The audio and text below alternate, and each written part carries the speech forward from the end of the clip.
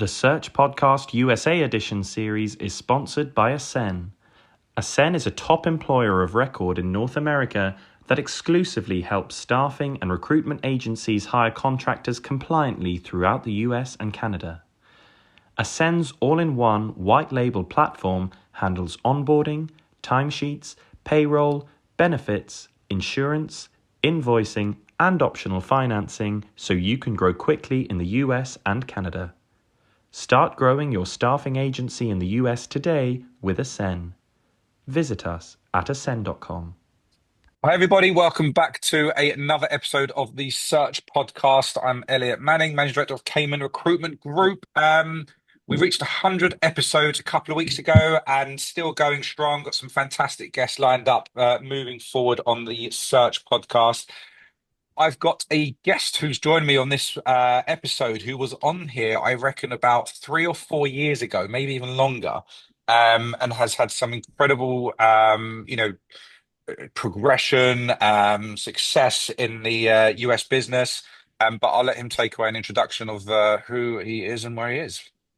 Good stuff, Elliot. I love the fact that you don't know what episode it was. That would have been very, very good. It's episode 6 or 10 or whatever. Yeah, great to see you again and to do this a number of years on. So my name's Stewart Cherry, Managing Director for Oliver James in the US. Awesome. Stu, look, thanks for joining me. Look, I've known you for a very long time. I've seen everything that you guys have done from 2018 since came to New York the first time. Tell me what's changed over the years. Where are you guys at? What's going on? I think from a headcount, so that's number you've grown dramatically. Like what's happening? Yeah, I think. Yeah, you're right. 2018, since we started working together, a lot has changed. Your Strava times have improved quite a lot in that time as well. I've got quicker. And yours as well. Yeah, occasionally I have to keep up with you. But it's been a really interesting time. I think since COVID, the market in general, and I say since COVID, like really from 2021 onwards, the market I think has been it's brought its own challenges. But also opportunities. But it's been fascinating, I think, to see the impact that it has had, not just to us, but to other UK firms that are here, established US firms that are here. Companies' approach to recruitment, be that internal using agencies, consultancies. It's a bit of a wild west at the moment because I think everything just feels in a state of flux. We've obviously gone through administrative change from the political perspective here in the States. The impact on what the market has been like in the UK and Europe, which has probably meant a lot more eyeballs that are centered on the US, maybe from further afield than before. It's been a really interesting and challenging time, I think, for a lot of people within the agency world.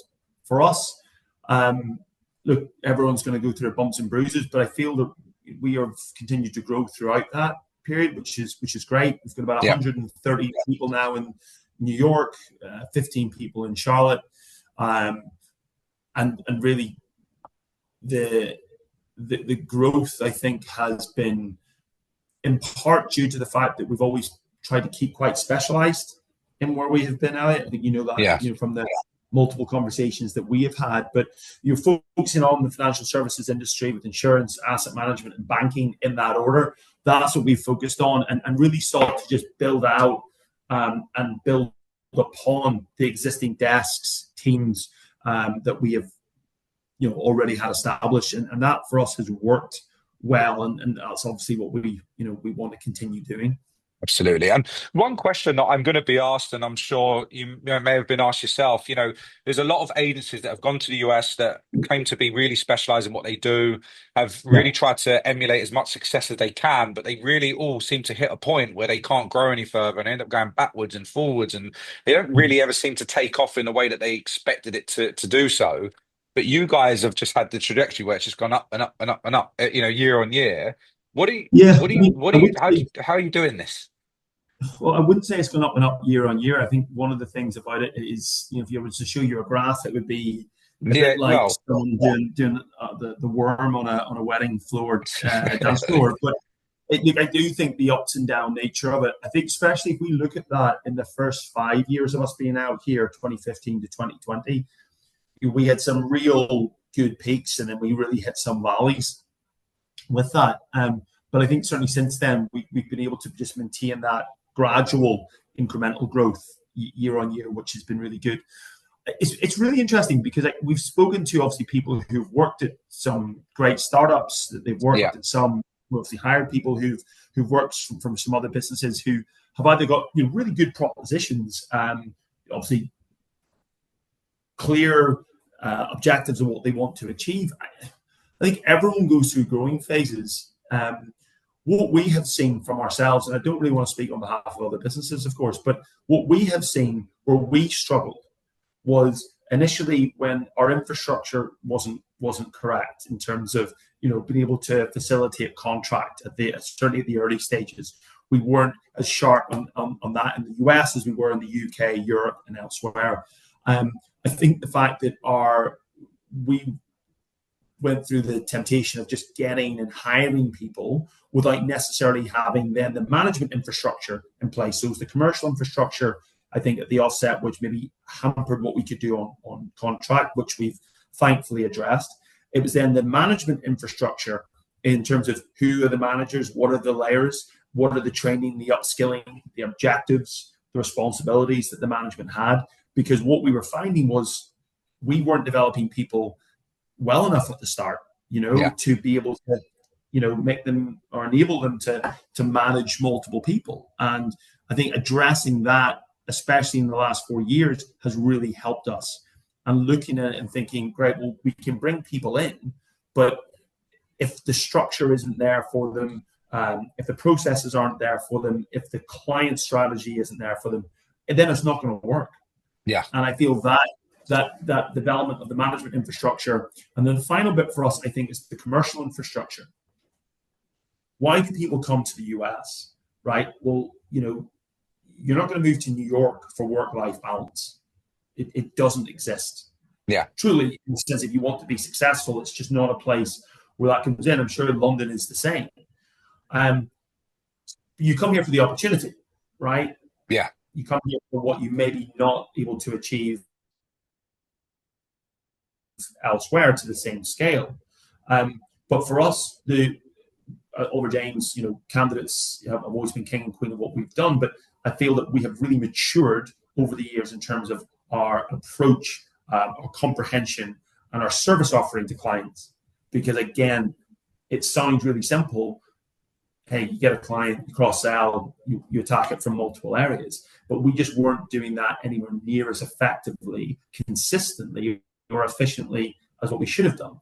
And addressing those three aspects, I think, of our organization from an infrastructure perspective, that has enabled us to sustain, to grow, and hopefully thrive in certain areas. You throw in culture, you throw in high performance, you throw in hopefully a better hiring strategy that we've had, that complements those three sort of key components, as I say, from the compliance and commercial infrastructure and the management infrastructure that we needed. Yeah.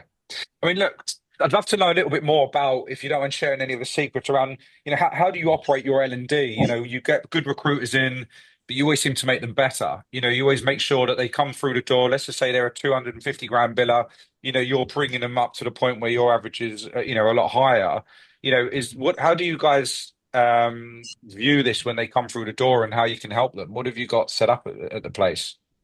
Yeah, so we've grown out. There's a chap called Kenny McPhail who joined our business in 2015 in the UK prior to us moving out, and he brought in what was our initial L&D department. That grew out. So 15 company had been going for about 13, 14 years, and then we had our first L&D department. And then over the last decade, how that's grown in each of our offices. We have 4 dedicated L&D professionals. We call them people in performance. That's how we sort of view it here. And the goal is to keep building onto that area, because I don't know about other businesses, but the idea of off the phones directors and off the phones people isn't maybe quite as common now as it has been. Everyone's everyone's got some form of revenue generation, commercial role, upskilling role. You're always developing people, but utilizing our L&D function, I think, has been a really key component of the growth, and hiring the right people in those roles. And those positions sometimes can be more torturous to hire than hiring any 360 or client facing or delivery individual that you're trying to bring on board. The other aspect that I think has really helped us has been the growth and development of our academy program or accelerator program that was brought in. Kirsty's been working on that now for about 3-4 years, but it's really kicked off in the last 2. And again, it's been, hey, if you can't find the talent externally that has experience, to the volume that you need, well, then let's try to develop that talent in-house and trying to, I think, complement both those areas. So from an L&D perspective, as you said, bringing in recruiters and hopefully developing and upskilling and improving them and what they do, commercially, tactically, strategically. But then also looking to develop the people who have maybe no recruitment experience, have maybe 1 to 2 years sales experience or PR or customer facing experience, and coaching and teaching, upskilling them, on the recruitment and staffing. I think tackling both those areas is sort of our approach in terms of developing people. Brilliant. And something that's always been very interesting to me, and I'm sure people want to know this, at the size that you've become and, the headcount that you are, like, ultimately, how have you maintained that culture in the business, especially in New York? How have you been able to maintain that culture? And have you seen any, and you probably haven't, but like maybe any challenges bringing in, expats into the business against, having a mix of predominantly Americans at work for you as well, and, the team that you've got? I think it's an interesting one. We talk about maintaining culture. I think that culture in any organization invariably should evolve, because you have to, because I think if you don't do that, you're going to struggle. So I think for us, it has been part of that. It's, whenever I joined Oliver James 14 years ago in Manchester, we only had like 40 people at the time, and it was, the guys had to be clean shaven, suited and booted, ties on, all day, every day, and it was a very different environment. Work hours were different, expectations maybe were different. But you know that yourself, having been in the industry and then obviously recruiting within the industry. That culture there, yes, there are traits and there's elements of that culture that still exist.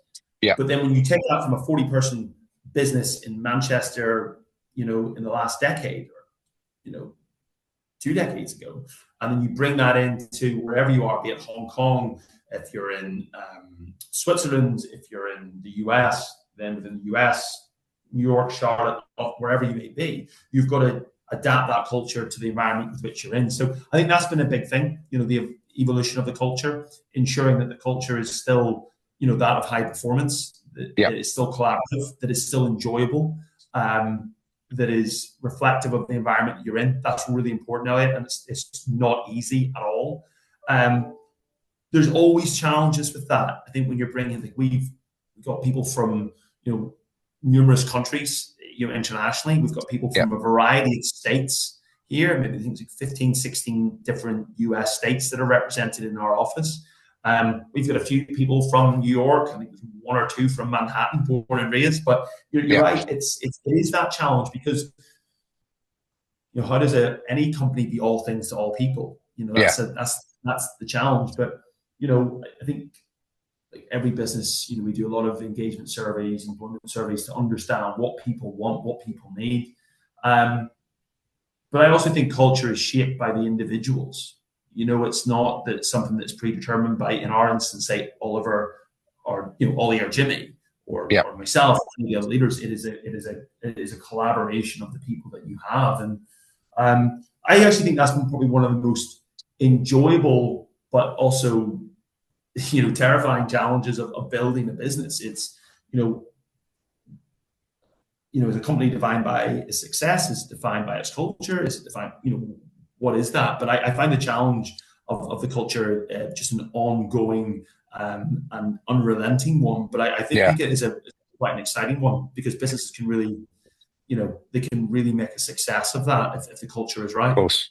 And have you seen New York change at all in the last couple of years, Stu? Like, whereas after COVID, it had, changes and its developments. And do you feel like now, which from my opinion, I think it's gone back to where it was previous to, prior to COVID. Has it gone back to any particular way or difference to what you used to? Yeah, it's really interesting. So the ebbs and flows of life in New York. So obviously after COVID, we had everyone was eating outside. The city was a bit quieter, as quiet as New York can be, I guess. But you've definitely seen in the last 18 months that sort of return, that sort of what the city was like, maybe 2019, 2018. You've Yeah, definitely seen that back in terms of the number of people are here, the visitors that have returned, even people moving back into the city. That is definitely, yeah, we've definitely seen a degree of that. I think the city has changed to a degree. I think that, be it the hybrid schedule, work-life balance, the work-life balance that people have tried to get, working in New York through hybrid. Maybe some people working at home more, maybe on Fridays now than before. I don't think it is quite as hectic or chaotic on a Friday as it used to yeah, be. I do think Mondays, Thursdays, there's still a lot of the similarities and the traits that we saw pre-pandemic that are there. yeah, I think also too, from a talent perspective, where we maybe saw challenges in 22, well, certainly 23 and 24, I've even noticed in the last 6 to 9 months, more people wanting to work in the city, whether they yeah, studied here or not, that they want to be here. And I think there's a good couple of years there where, graduates, young professionals were seeking to take advantage of being able to work from home, longer. You're either totally remote or certainly 3 to 4 days. But I think the natural, again, evolution of working patterns has changed. It's now more like a 4-in-1 environment in a lot of yeah. instances. I think you've seen more and more people come back into it and are wanting to stay and work here. But yeah, it's got a bit of its buzz back for sure. And I think that's a good thing for people who live and work here. Yeah, look, people ask me all the time, so it's good to hear from you. You notice this yourself. You Yeah, visit sporadically. How have you noticed it? yeah. Look, I mean, you're in the thick of it, so it's good to hear it from someone who's actually directly in it, exactly what New Yeah. York's like and how different and much better it is to be there now. Um, Moving on from that, Stu, like, what's the plans for the business this year? Like, where are you guys going? For 2025, 2026. Like, where do you see I suppose, the next level coming from? Yeah, so I think one of the big things, everyone had endured, I think, a pretty challenging 2023 and part of 2024.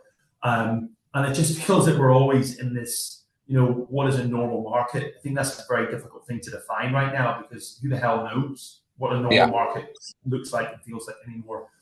I think for us, the biggest thing is that we have seen where we have been successful on a sustained period of time for a number of years, and we've a far better grasp now of where we can grow into, and where we not just can grow, but where we have to grow. And I think that has actually given us a lot more clarity. Elliott, I know even conversations with yourself, I think we feel a bit more confident in where our growth opportunities are within our business. yeah, And it's and to do that, where we have to improve, from our service offering with clients, where we have to improve in terms of the repeat business. I'm sure you hear a lot of business leaders talk about, but yeah, it's understanding those fundamentals and then utilizing the likes of our hiring partners, such as yourself, utilizing our academy program that we have, and utilizing the success that we've built in the last 10 years we've been here now, to ensure that we've got a far better roadmap looking ahead into 26, 27 than we did, I think, probably in the last 2 or 3 years. yeah, So yeah, it's a continued growth and development in where we're at, but also if you can continue to grow and be successful in where you have been, and you're seeing that incremental growth year on year, it actually affords you the chance then to maybe take a few more speculative risks or decisions into newer markets, or the markets that might be more of an offshoot of what you've done before, because yeah, you've got confidence in where you're trying to grow in your more bread and butter environments. So yeah, that's been really exciting. I think the growth of our contract book has been excellent and very, very encouraging for us in the past couple of years, and really help shape the goal settings that we have for that, and that's been critical. Amazing. I think the also, again, you've probably seen this yourself, like the tech market and how that the ebbs and flows there, like from mid 2022 to really mid 2024, the tech market, at least for some of the businesses like ourselves and some others, like that's a real challenging time. And